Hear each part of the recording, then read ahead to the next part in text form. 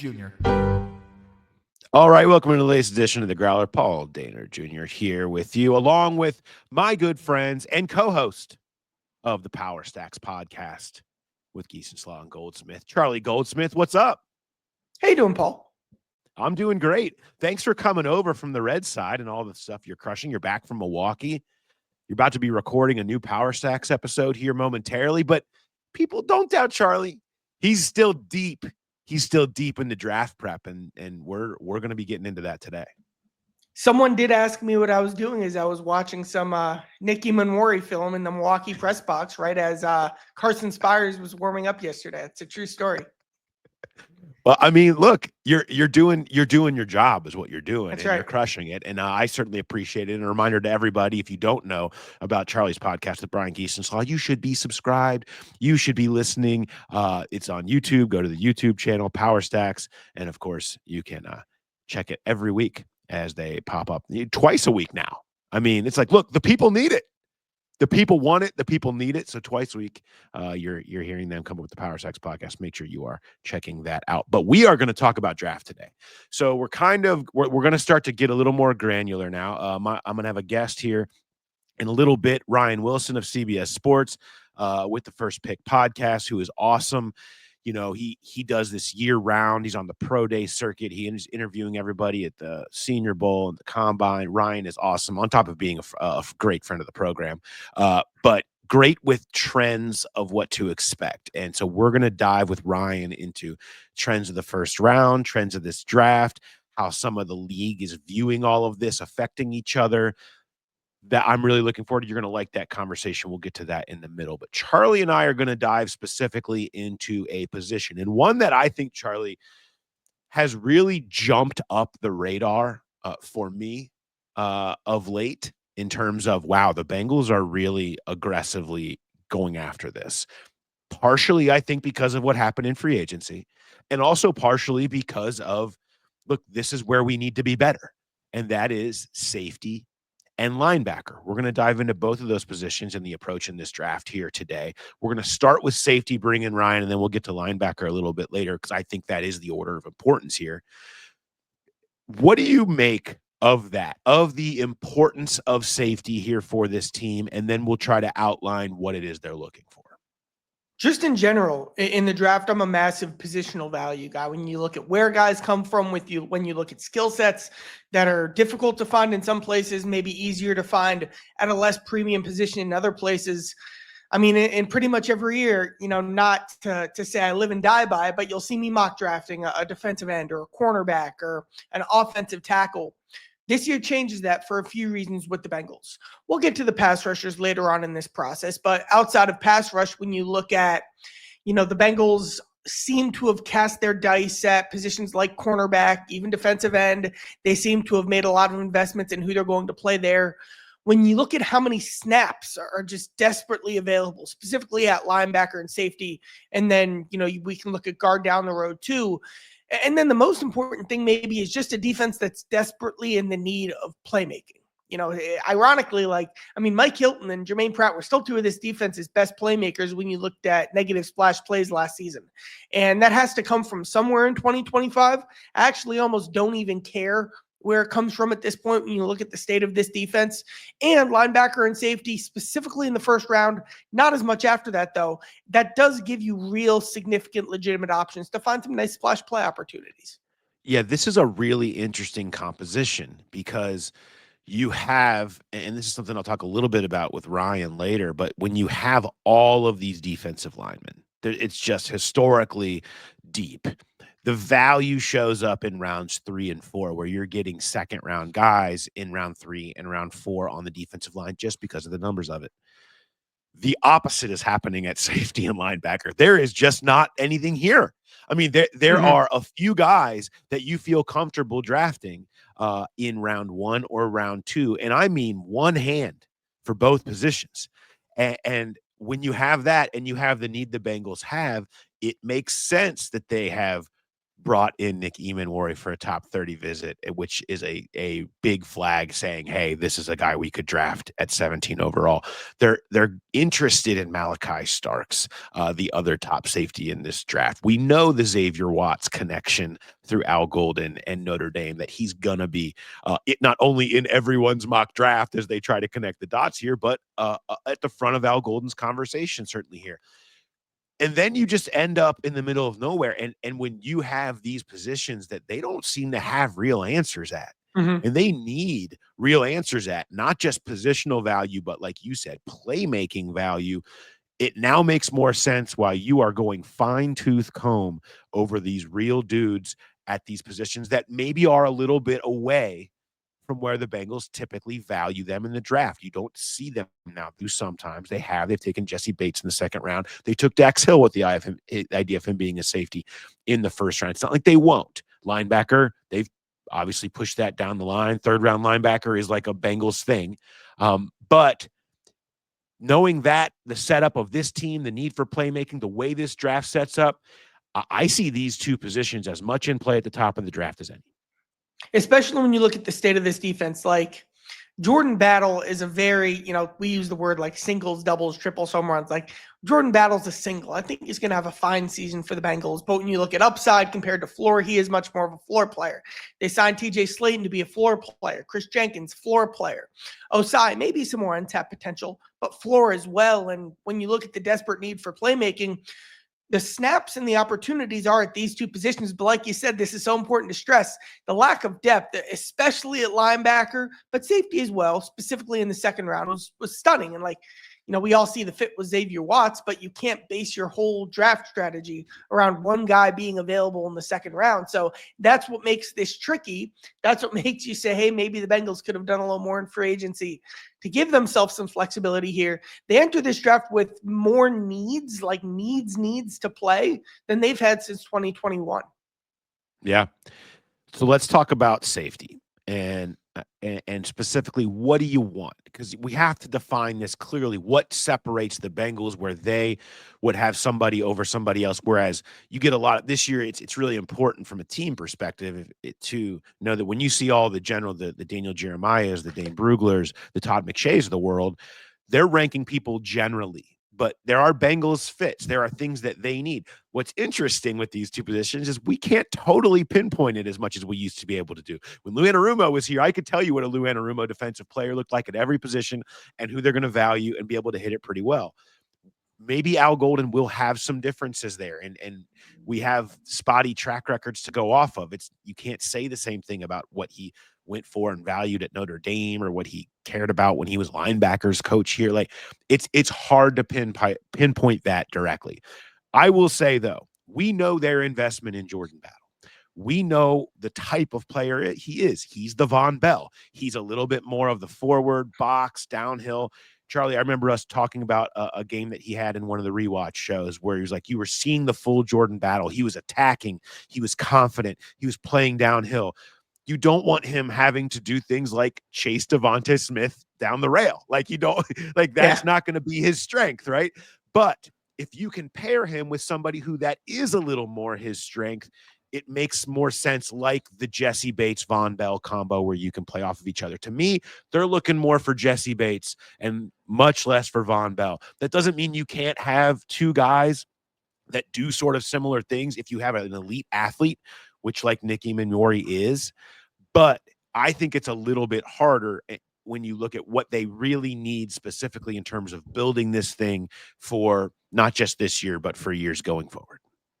And that's a great point. Like, and when you look at the Al Golden of it all, too, like one thing I'm pretty sure I know about him is he very much does like looking at this as like tandems, as collaboration, as you've got your coworker right by your side, and linebacker and safety are definitely those positions in his scheme. So there are guys who I think would be a fit on a lot of teams that just maybe don't line up cleanly next to Jordan Battle, or at linebacker don't line up cleanly next to Logan Wilson. And that was something I was very, very conscious and aware of while evaluating these players. What types of archetypes do they fill? What types of snaps do they fill for the Bengals? And has that impact the collective on a team that already, exactly what Logan Wilson is, exactly what they want Jordan Battle to be? But then again, they need a lot of playmaking around that. You know, you mentioned the tandem thing. It'd be like, what good would a podcast if Jay and I did a podcast and I'm like, I'm gonna just pound stats all day, right? And that's what I'm gonna do. And then Jay's like, but I'm the stats guy, right? Like we're supposed to Great play comp. off of each other. We're supposed to have different strengths. Like it's like a good podcast, and that's how because I have to view everything through that lens. But like that, I think it's safety more than anything else. You have to Yeah. have two guys that have different strengths and can play off of each other. That's huge here. And so that takes me to Malachi Starks. So, Charlie, he jumps off to me. This screams Bengals in a draft that I view it as, again, you mentioned singles, doubles, triples, home runs. The Bengals so badly need doubles. Like they need doubles. They do not need to be going high risk right now because they have everything else in place. They need steady at positions that need snaps. Malachi Starks is a double all day. He is a double all day. He is a perfect fit to complement Jordan Battle, okay? In that he is more of the post safety. He's got enough athleticism. You see the instincts. He's made plays on the ball. People at Georgia love Malachi Starks. LOVE, all caps, stand on the table stuff. Everyone in the building for Malachi Stark. This from our great friend Tyler Dunn at Go Long, does a scout series with Bob McGinn, who goes through all the scouts that he talks to. He has 4 or 5 for each one. This is one that leads off the Malachi Starks, and they have him as a top 10 a player, number 1 safety. Kirby Smart loves Malachi Starks. Real great reputation. The second scout says Kirby, he says he has 2 or 3 bad plays. He's still the best safety. Hell of an athlete. Great kid. He'll know everything there is to know about your defense. There's no questions about anything other than why did he not play as good this year? Well, go watch the one-handed pick against Clemson. Would you rather have him, who never missed a game, or Will Johnson, who's missed every other game? I would be fighting for Starks. Seth Emerson, who covers Georgia for us, has an unbelievable feature on Malachi Starks if you want to go read it. His family dug out of homelessness when he was in 4th, 5th, and 6th grade, and he was a big part of their battle out of that. Their whole family has kind of overcome. He's taken on that attitude, A+++ character, and he would have been a top 10 pick if he came out in 2023. Just this year, for whatever reason, his tape wasn't as good. It can happen that way. That said, that sure sounds good to me. Give me that profile at 17, and that feels like something that you can put in and count on at a position where they need somebody to put in and count on. Yeah, we're still looking at or learning how Al Golden's going to assemble and cobble together all this, but we still know this Bengals front office. And this is an incredibly clean Bengals front office fit. My biggest concern with Malachi Starks is that he's going to be off the board when the Bengals, get on the clock. Real length, real athleticism.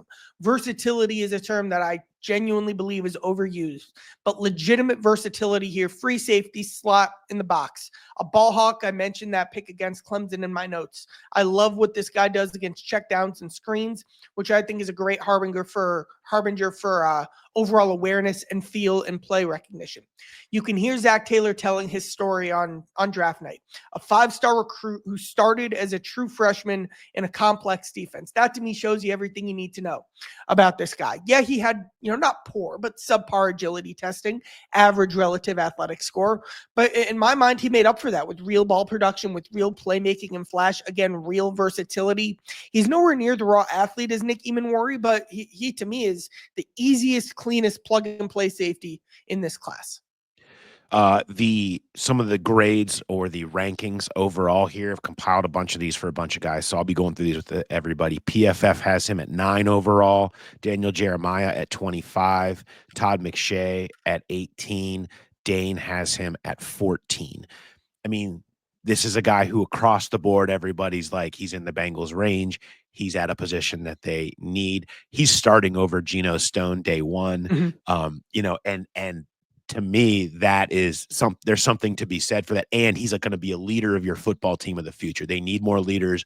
They need more guys that can come in and have that. He's going to fit everything. If last year was the one where you took the characteristics and it blew up on you, and maybe there's a knee jerk, you knee jerk to this guy, right? That makes sense here at a position. the thing you mentioned and what I want to talk about now is at safety. Specifically, we're going to hear a lot about athleticism, which takes us to Nick Eamon-Worry from South Carolina, the combine darling, right? And he scored a perfect 10 relative athletic score. And he is an absolute freak athlete. He's a warrior. He looks like he could be Derwin James light. I mean, he maybe actual Derwin James if it develops and comes together. He has all of that. The question being, how much does athleticism really matter at safety? We just had this conversation organizationally about the team over the last 2-3 years with Dax Hill, going from Jesse Bates to Dax Hill. Jesse Bates was not the athlete's belle of the ball, but he had instincts and he knew how to make plays, and he makes plays. Dax Hill, athlete came in, and it didn't always catch up mentally, where he would be running the wrong direction or whatever else. So how much does it matter when you are the quarterback of the defense? It's like valuing arm strength versus processing and accuracy on the offensive side of the ball for quarterbacks. Safeties, you got to have those instincts. I want to pull up the RAS scores. Here's the comp RAS scores between Starks and Eamon-Worry for our YouTube folks. Again, please follow on YouTube. Eamon-Worry is a perfect 10. And Malachi Starks is middle of the road. He's a 5.22 a relative athletic score. He's got reds on there with his 3-cone and his shuttle. And then this beautiful all green for Eamon-Worry. He is the athlete. But does that matter? I don't know, Charlie. And when you think of safety, does this matter to you? How much does this screen, Starks and Eamon-Worry and athleticism, matter to you? To me, it depends on what type of safety you want to be. And what I see with Eamon-Worry is a guy like, all right, this is a massive guy whose physicality and versatility in the box is going to lend itself to playmaking, and aggressiveness and oomph is a word that I love to use and look for a lot with these types of players. And I didn't watch every Eamon-Worry game. We've all still got work to do on these guys, but from what I saw, with the sample size that I saw, there wasn't the aggressiveness, the dynamic, and the power play style that you would want to see from that. And I mean, obviously you got to use it. Now, the raw stuff, I mean, I wrote down something in my notes I've never written down before. I saw a pick 6 he had, and he's running back, and I write down in my notes, sweet mother of pearl. And so it was that type of play. He's like Jamar Chase plus T. Higgins as an athlete, kind of when you just watch him run and watch him move like that. His best plays in coverage are the comp I use, the archetype is Jesse Bates versus Hunter Renfrow in the divisional game against the Raiders a couple of years ago. Getting to the sideline with that horizontal range, almost like a basketball player, and using your arms and your reach to make an impact there. He can do that type of stuff in coverage. But what I don't see is a true freelance, free center fielder. Sometimes it looks like he's a little bit of a work in progress of learning the nuances of drops and the overall feel and overall fluidity that you need at safety. You want to see more from that, which is why he isn't a center fielder. If you're in the box safety, well, that's a bit redundant with Battle. He can't quite play in the slot because you have Dax Hill. He might end up in the slot in a lot of different schemes. A lot to love. And if the Bengals end up trading back, which they probably wouldn't mind, definitely someone who's in play for me. But it's funny, you talk about Starks just didn't have a good season. Well, as good of a season. Well, Starks' season productivity-wise was still much better than Eamon-Worry, and that's why I have Starks pretty comfortably above him. Yeah, I'd agree. I'd agree with that. PFF has Eamon-Worry at 45. DJ has him at 19. McShay 24. Dane 28. A tier, a consistent tier across the respected voices down for Eamon-Worry. And I think from a Bengals perspective, it's probably wider just because of, again, the fit with them playing next to Battle. He's a little redundant in that way, more so than when you have Starks, who's much more of a compliment. But I just find it interesting. And one other thing I want to bring up about this concept is, if you look at Pro Bowl safeties over the last 10 years, and again, shout out to Math Bomb and everything he does with relative athletic scores. It makes this so accessible. And I'm not a Pro Bowl guy, as people know. I hate the Pro Bowl, but it's a good benchmark. It's a good benchmark to just kind of judge talent generally over a decade. So over the last 10 years, here are, again, shout out to the YouTube folks who get to enjoy this, the RAS scores of Pro Bowl safeties. Here you see all the multi-Pro Bowls. Show me the green. There's a few greens. It's yellow. There's a red. I mean, Quandre Diggs is like way down the bottom and there with red. You have Buda Baker is in yellow, Jamal Adams in yellow, Landon Collins in yellow, Kevin Byard in yellow. Let's go to another screen of people with just one. Kyle Hampton, of course, was a rare athlete. Again, first round pick. He's in green. All the other ones with one Pro Bowl, all in yellow. 7.8, 6.1, 5.7, 7.2, 5.27, 5.8 T for McKinney, Branch, Jesse Bates, Hufanga, Neal, like all of these guys. And my point by showing all of this and ticking through all these names is historically, it doesn't matter. Historically, it doesn't matter. And where it does matter for edge rushers, for tight ends, you see it consistently at these positions that the athletes win, the athletes produce, the athletes end up with Pro Bowls and All Pros and all of that stuff. At safety, it's just much more cerebral and instinctual and less about pure raw speed and athleticism. And I think that plays in this conversation. And what the one like counter argument you can make with Eamon Moore would be like, well, what if in a season that's all about Al Golden coaching these guys up, he's just really confident in his ability to develop, and that's something we're going to have to learn. I guess the comp for Eamon Moore almost in that way would be Miles Murphy. But when you look at the rest of this safety class too, I do still think that you can be patient, much more patient here than at linebacker for filling out and kind of finding that other archetype that you'd need if you're not getting a real smooth fit playmaker that you'd want. That is a perfect transition I was ready to make. Xavier Watts is the obvious conversation piece here. Here's my take on Xavier Watts, and I'll give you some great. He is kind of consensus next guy, round 2 guy by most. PFF 39, McShay 62, Dane has him at 46. He was a ball hawk. And we know how much the Bengals value that. They want guys that can go get turnovers, and they know that can be the game changer when you have Joe Burrow in this offense. You don't have to always get stops, but if you get turnovers that change games, that's how you win. You know that. In Al Golden, we trust on this one. Like, there's no person probably in the country that you would trust more than any scout, any GM, any exec to make the proper decision on if Xavier Watts will be a fit here and if he makes sense for the Bengals, then Al Golden. And so I put this one in your hands in round 2 at 49 overall. If Al says, this is what I need to make my defense better, I trust Al. I think you have to give him implicit trust in this one and say, be the guy. Now, the RAS scores I have up here, 4.72. Again, he's on the way lower range in that in terms of some of the stuff he put up. But you see the tape certainly speaks more to his game than his raw athleticism does. There's the tape, and now this is all on the tape as well, but then the communication, the on-field leadership, the pre-snap recognition, all of those little things that we know that Al Golden values so significantly, someone who is confident enough in the overall scheme, in the overall identity of the defense to be that type of guy. And kind of the story of the Bengals defense to me this year is finding those types of guys. And again, that all makes Xavier Watts a pretty clear fit.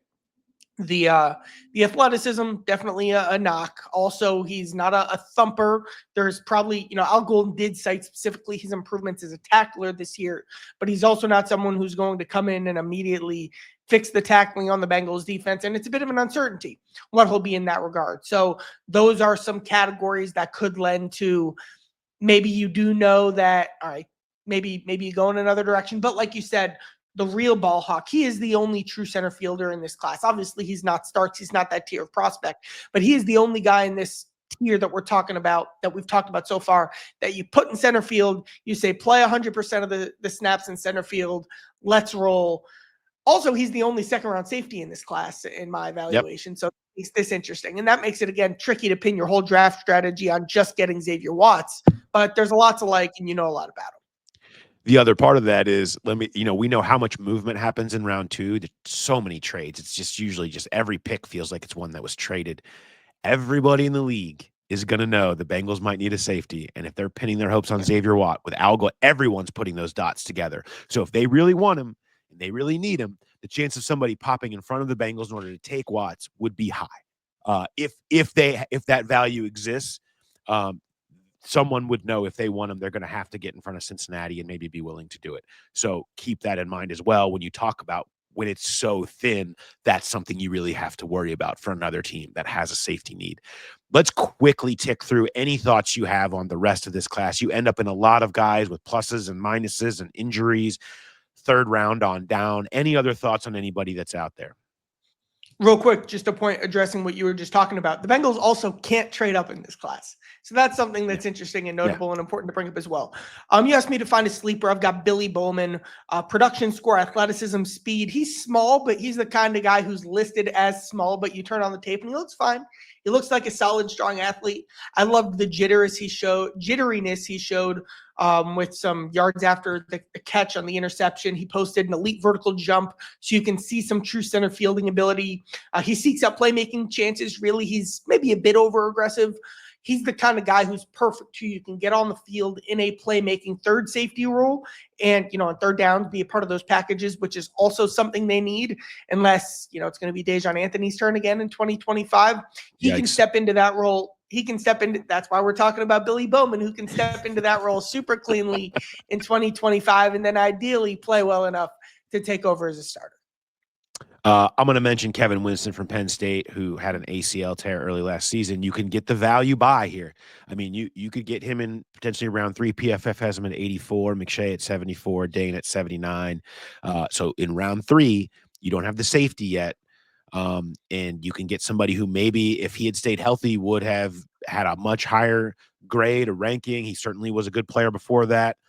That could be one that you look at, maybe getting value there with a guy who's, he seems to be on the right track. An ACL, we know guys can recover from that. Maybe Kevin Winston is somebody. There's Andrew Makuba, who had sort of his razz up early. He's super small, 5'11", 186, 30-inch arms. Can he play safety? His instincts looks great. Maybe he doesn't play as small, but that's so small that in this division, in the AFC North, I know I hate to do that, go stereotype, but like I wonder about that, if this is really the right spot for him. And we know we know what Al Golden puts on being able to tackle at that position, and it would worry me with a guy that size. Darius Washington, though, in Baltimore, he kind of changed the way I look at safeties in the AFC North. When you look at the really nice season he had last year, so undersized safeties are that's going to be the question we're asking. You know what I mean? As we go through all these guys, for the next couple of weeks, I do think that you can do more as an undersized safety in the AFC North than people think. All right. On that note, let's stop here and let's get some big picture trends going and talk to our great friend, Ryan Wilson. Shout out to all of you that are watching here on YouTube. You can go to the YouTube channel and you can watch the full interview with Ryan Wilson over there. But that's just for you. You guys get so much special stuff here. You watch on YouTube, you get all the graphics, you get all of our scores. When we're doing all the film, we're pulling the film out for you, of course. You get so much special stuff. Another one, go on the YouTube channel. Tell your friends, subscribe to the YouTube channel. And then while you're doing that, go over to Power Stacks and subscribe to that YouTube channel so you can watch all the good stuff. You can see Charlie's new background. He's got baseballs and footballs now. Like, I like the pointing. Like Power Stacks is over there. And Ryan's down here. Ryan Wilson's over here. The QR code's down here. Yep, over there. I need we should go full Brady Bunch and just put lots of different stuff in all the different boxes here. That would be fun. But all right, so make sure you go listen to Ryan, and we're going to talk linebackers now. All right, much thanks to Ryan Wilson, who really defines graders worthy, and maybe the most excited anyone has ever been to be told that they are a graders worthy. So shout out to Ryan and to graders, of course, who are awesome and delivering once again. And you too can deliver to people's front porches. Just send happiness to someone's front porch. It's such a great thing to be able to do. Charlie, let's talk linebackers. It's kind of funny how similar this conversation ends up being to safety, in that limited players available, a few different types that say, is this a Bengals fit? Is this not a Bengals fit? There's a history here of what they have or have not done.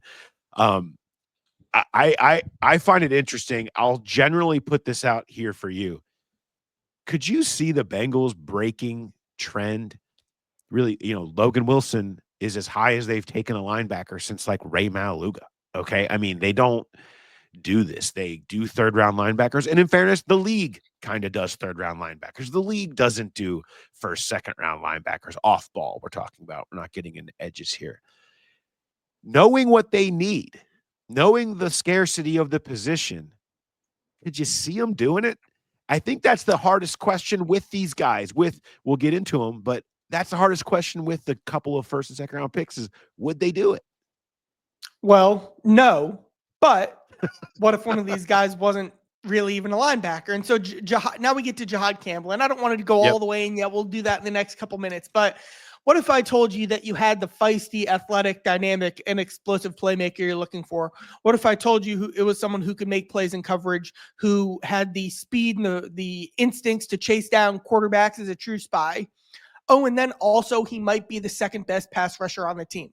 Let me introduce you to Jihad Campbell, who might solve two problems at once for a Bengals team that I still can't believe they didn't do more to address their pass rush and free agency.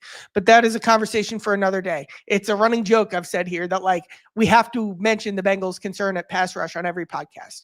Jihad Campbell is the only guy who will play the majority of the snaps for the Bengals in 2025, who will also improve their pass rush. If they got one of these defensive linemen, because of the vets they have there, they'd probably be growing into a role like we've seen some of these other guys do. When you look at their confidence too, and like Miles Murphy, BJ Hill's going to play. That's what they're paying him for. Campbell would play every single snap right away. He'd be one of your best pass rushers immediately. He'd give you the flexibility on third downs to go 3 defensive linemen and to let him kind of wreak havoc. I wrote on Campbell, he's kind of Jermaine Pratt plus Mike Hilton with some more linebacker coverage ability. And I like that. I like how that fits in the Bengals defense. Yeah. It's really interesting because he is plus. It's the only way you do it. As an edge rusher, what are you getting? I mean, is he Jalen Walker? Are you comparing him and Jalen Walker? Because their sizes are similar. They do different things, right? Jalen Walker is thought of as an edge rusher, right? I mean, and Jihad Campbell is thought of as an off-ball linebacker. They're both the same size. They both have similar freaky athletic profiles. They're both playmakers, but we kind of view them in different buckets in a lot of ways. And I think in the Bengals system, they probably would be relayed. This is another, it's another Al Golden question, and it's another variable that we don't quite understand with this team when you change coordinators. I could tell you, Lou Anarumo probably wouldn't take this guy. I think he would say, this isn't what I need. This isn't what I want. I think they want somebody who can come in and be in the right place, who can come in and fit. I'm just telling you, I think if you look at how they traditionally view the linebacker position or devalue the linebacker position in a lot of ways, they want someone who can come in, run the system, tackle. I don't think they're necessarily looking for this position to be their difference maker. That's not saying they wouldn't find a way to make Jihad Campbell work. I just think when you know that background about them, unless Al Golden comes in and says, no, that's part of what was wrong with your defense in past years, it takes me a little bit away from them doing that versus a premium position game changer, a Walter Nolan or Derek Harmon or a Mike Green or whatever you're talking about, who can be more of a weapon, particularly when it comes to pass rush. I don't see it with them. But that is with the context of the variable that I also don't know. No one knows exactly what Al Golden is thinking or feeling about that position. So for that fact, I tend to stray away from it compared to some of the other bigger time playmakers, but I mean, you're not ruling it out at all. I mean, he is a slam dunk. PFF 10, DJ has him at 12, McShay at 14, Dane at 23. Everybody knows this dude's a dude, and the one real dude at a position where they have a lot of snaps available. So an interesting thing to look at. His evaluation is a fascinating one. Maybe if you were lining up all the ones I'd love to be in their room for when they're all scouts are all sitting around trying to figure it out, he might be the one I'm most interested in hearing. I just don't see another guy in this range impacting the 2025 Bengals more than Jihad Campbell, including Starks. When you look at the fact that he play every snap, when you look at what he would do for their pass rush, when you look at what he could do from a quarterback spy, chasing mobile quarterbacks perspective, when you look at how Lamar. barren the running, when you look at how Lamar, I guess we don't have to worry about Deshaun Watson anymore. And we don't know who the Steelers quarterback is either. But I guess, look at the league, Mahomes, Josh Lamar Allen. Mahomes. Lamar, when these are the teams they're trying to beat, Lamar Mahomes and Josh Allen, when that's their competition, a guy who could be a counter to that does have. Okay, now you're convincing me to go the other way, Charlie. I'm already And thinking differently about it. he kind of, I still don't really know what a Viper is, like the Al Golden Viper. I've asked, I'm still confused. Yeah.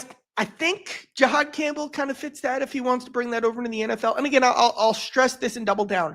I don't see any rookie playing more snaps for the 2025 Bengals than Jahad Campbell would. And the fact that he would be solving two problems makes me comfortable at linebacker, which is a spot that pretty much I'd never be comfortable in the first round for a generic run-of-the-mill linebacker type player. It's a great point and a great conversation to have. Again, one that I'm fascinated to see how it plays out. He's on the board. I think there's no question, unless Al Golden's like, this doesn't work, and I can't imagine him saying that when you look at Jahad Campbell play.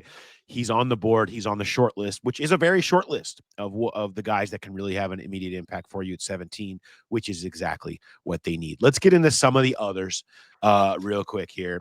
We got to talk about Carson Schweschinger from UCLA, who's kind of the prototypical second round guy. Hey, it's Logan Wilson next to Logan Wilson in a lot of ways, right? And in that, he fits that same profile. You love his tape. He does everything right place, right time, about all the right stuff. You got to like that about him.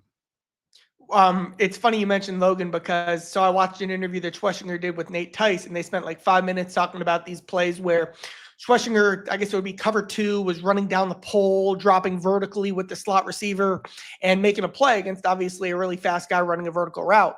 That's literally the Logan Wilson play. Like, the example that comes to mind is I think it was a pick against the Jets in 2022. Like, that's who Logan is. That's what Logan does. Now, another guy who you would be banking your entire draft strategy on one player being available in a specific round. To me, he's the only real second round linebacker, even though some others will probably work their way in there from just mechanics of it all. But Schweschinger is the only true second round linebacker I see. Now, he is a former walk-on who kind of looks, he doesn't pop, and he's fast and he's smooth, and he did pretty well testing wise. But when you look at the overall size and play strength, he's not really a push guys back, not really a hammerhead type, doesn't really take on blocks like I would rather see from an outside linebacker paired next to Logan Wilson. It's like, it'd be almost like having two free safeties to me now. Is he the long-term Logan Wilson replacement? Okay, that's interesting. Someone who could play in a rotational role and then eventually grow into the starter role with Logan's contract, I believe, having 2 years left. He's an all-around player who, aside from what he can do dropping vertically, I don't know, has an elite strength except for the intangibles, like as you mentioned, Chris Jenkins-esque. Like, this will be a really clean prospect who will certainly be on their board in the mix in round 2. Yeah, would make sense. Would be a very practical fill for them. I mean, and he would start day one. I mean, he's your day one. He's your day one starter next to Logan Wilson, and they're doing whatever, trading Jermaine Pratt for whatever they're trading him for, or just cutting him. I'm not sure, but either way, keep that in mind. A few others, Demetrius Knight from South Carolina, when we start getting into round 3, makes a lot of sense for me. PFF has him at 33. Todd McShay really, really likes him, which, by the way, I'm loving the reinvention of Todd McShay. He is awesome with his new Substack, and I highly recommend, if you have a chance, if you want to subscribe to it, it's only $4 and you get all his stuff for the entire month. You get a month for $4. And he is awesome. His podcast is awesome. He's been unleashed. He's like off the ESPN, off the reservation, and he has been able to be himself, and he's awesome. And he's got all the contacts and the evaluations. I'm loving what Todd's doing. So if you're looking for other people, I've been really latching on to his coverage this year under his new Substack. He comps him to Bobby Okereke, and it makes a lot of sense. And it's like, I feel like you look at a guy who's tested SEC, you know what it's supposed to look like, and he could be somebody who could sneak in, and you could see them going with that round 3 pick when they get into the 3rd round linebacker prototype, which is where you're going to see a lot of teams start to enter the linebacker equation. And specifically, the Bengals could be looking at that point too. If they didn't check that box in 1 or 2, they're going to feel a real need to maybe even stretch themselves, which they've done to problematically in the past, but might have to jump in a little early on somebody knowing the need to fill that hole. I mentioned that Schwessinger was the only round two linebacker I had evaluated. I actually did have Knight as a round two linebacker until I learned that he's about to turn 25. The concern there is just like we saw Jermaine Pratt drop off, how many prime years are you getting even over the course of this rookie contract? But now he does have an elite 40-yard dash, an elite shuttle drill. He's average across the rest of the board athletically. And the athleticism shows up. Like, he's a hard hitter with the Jermaine Pratt upper body bulk. He plays at the line of scrimmage. He defeats blocks and then turns that into a plus speed combo. Like, I see the good volatility at linebacker. Like, you know how Jermaine Pratt in 22 would just end up in the backfield sometimes. Yes, I think that is the ideal thing you'd want next to Logan. Now, seeing what I saw from him, you'll probably have to work with him more on the read, recognize, anticipate stuff that actually was Pratt's biggest strength in his prime. He's also a former quarterback, and Zach Taylor thinks former quarterbacks have great hands. So I think they'll think he can get some ball production as well. There's a lot. I think the age 25 thing might help him drop. And then, I mean, he has experience, obviously the SEC experience too. So he could slide right in and play a role, even though there might be some limitations in coverage. He'd probably need some help rotation wise. I'd feel very, very good about Demetrius Knight being your third round pick. Because of the age, probably not as much in the second round. The age conversation is really interesting to me anymore because we're now going to start to get a bigger sample size of these older players entering the league. We didn't have a lot of that before. Like, everybody was young. Everybody came out early. Now you have so many of these guys that stuck around, COVID year, NIL, all that stuff. You're getting many, many more prospects that you can now reference and say, look at how they succeeded or failed, and start to say, how much did it really matter in terms of, you're not looking at Demetrius Knight and saying, man, you hope to sign him to that second contract. No, that's probably not. This is about 4 years. And this is about 4 years of this guy's prime. And I think you got to look at it that way and say, what are we getting? And when you have the immediate need that they have now, maybe it does make more sense. Maybe there's not as much background to saying, like, look, the older guys that have come in, it hasn't been that different from your 21-year-old who maybe has more upside. I'm curious. I haven't heard your thoughts on this. Your thoughts on the ideal type of linebacker theoretically to draft to pair/complement Logan. Do you like the more versatile coverage, fluid, athletic, pass impact guy, or do you want more of a volatile playmaker? I think that I want somebody who's consistent. I think that I'm not looking for volatile playmaker as much. I want somebody who can cover. I want someone who can be a complement, where if you have two guys that can play consistently and always be hitting the gap when it's open, that know where they're supposed to go, that can range sideline to sideline and be dependable tacklers. I think when you have two of those guys, and obviously, Oren Burks, the third and the fourth are fine. We're seeing more of that. But when you have two of those guys in today's NFL, and it's much easier to play the two safety shells, the keep it in front of you, don't let the big plays happen. The volatility concerns me because I feel like it opens yourself up to allowing more big plays. And this defense, with what they have offensively, needs to just not allow the big plays. Don't let it turn into what it turned into too often last year. And if you can be, it's like the Pittsburgh game, the first Pittsburgh game, where, the what missed tackles game. If you're constantly in the wrong spot, if they're just killing you with checkdowns, you're missing a tackle that turns a 5 into a 20, it's just so demoralizing when you're trying to make them work harder for it so you can let your offense go win you the game. And I feel like getting consistency at that position, to me, matters more than a volatile playmaker. And I understand their lack of playmaking, no question. But I think the consistency and tackling is more important to me. I just want a quick edit, volatile, what I'm thinking is run blitz specifically. Yeah. Or I don't need that as much. Run blitz, but someone who can sniff out screens and someone who kind of does that type of stuff as opposed to just sitting back and tackling. You want the sitting back and tackling. I don't mind. Yeah. I don't mind. So I know that, maybe people disagree. I don't mind that. I don't mind that if you're trying to just make teams have long drives and avoid explosives. I think that there's nothing wrong with that. Am I turning my back at Jihad Campbell? No. But I think that I do value that part. And I think that consistency matters when paired with Logan Wilson. Well, then you're going to love Danny Stutzman out of Oklahoma. There you go. Give me some others. Give me a couple others that you want to throw in there and make sure get mentioned before we wrap it up. Yeah, Stutzman's definitely, I mean, it's funny. Like, I'm doing my notes on him and I'm like, he seems like the kind of guy that wears a neck roll. And then I see another shot of him and there he is wearing said neck roll. There are questions about what he's going to do in coverage, but he's basically Tim Riggins from Friday Night Lights.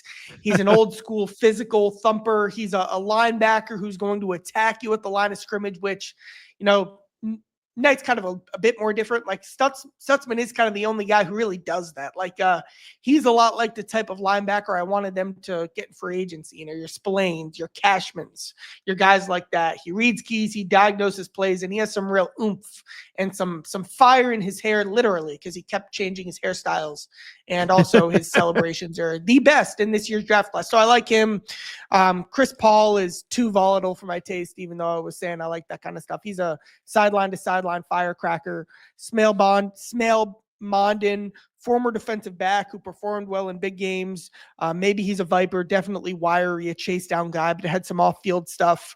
No real consistency from a tackling perspective that you'd want to see or what you'd expect at that spot. So I do not like this linebackers class, but there are a few who you could see being fits in the third round. Yeah, Jeffrey Bassa from Oregon is one who's maybe in the mix there. And Dane has him at the back end of his top 100, and PFF has him at 108. If you don't hit, like if you don't get one of the couple, yeah, they're going to be in that mix of trying to figure that out. And then you play it out, and what's next then?